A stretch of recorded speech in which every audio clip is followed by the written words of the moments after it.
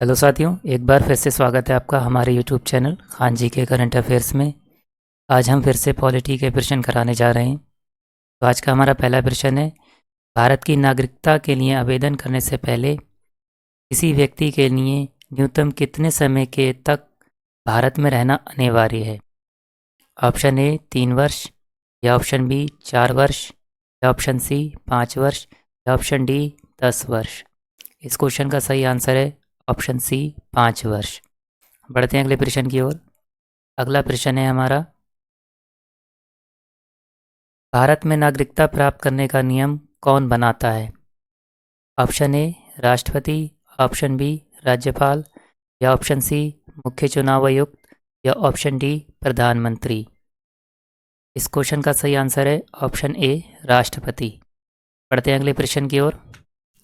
अगला प्रश्न है, भारत का संविधान निम्न में से क्या प्रदान करता है? ऑप्शन ए एकल नागरिकता, ऑप्शन बी दोहरी नागरिकता, या ऑप्शन सी बहुल नागरिकता, या ऑप्शन डी नागरिकता का प्रावधान संविधान में नहीं है। तो इस क्वेश्चन का सही आंसर है ऑप्शन ए एकल नागरिकता।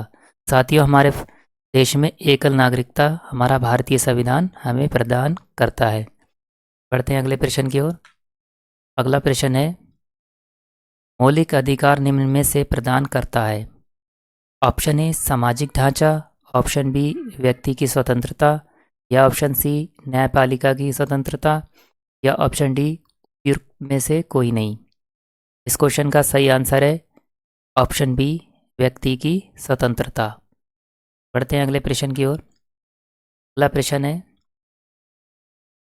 यह प्राथमिक अधिकार था किंतु अब केवल कानूनी अधिकार है।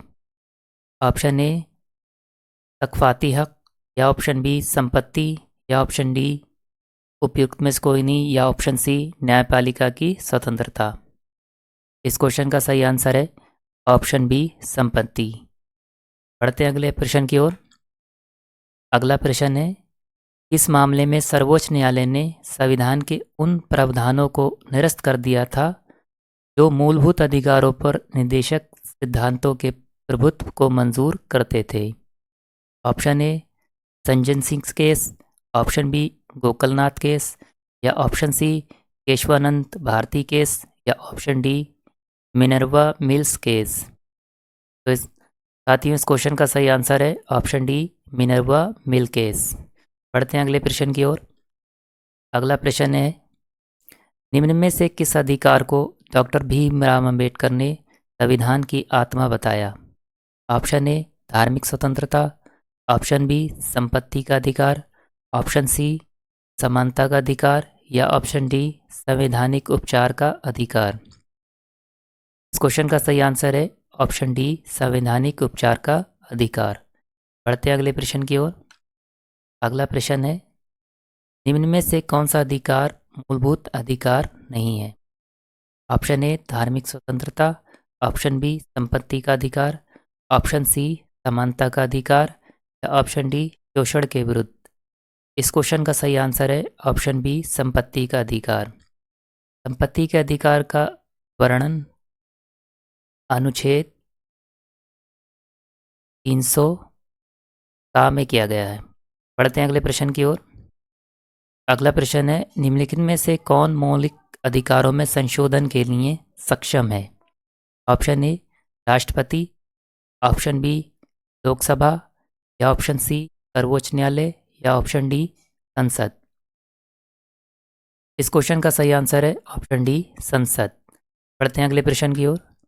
अगला प्रश्न है, जो कि इस वीडियो का लास्ट प्रश्न है, निम्नलिखित में से भारत के नागरिकों के मौलिक अधिकारों पर युक्ति युक्त प्रतिबंधों को आरोपित करने की शक्ति किसके पास है?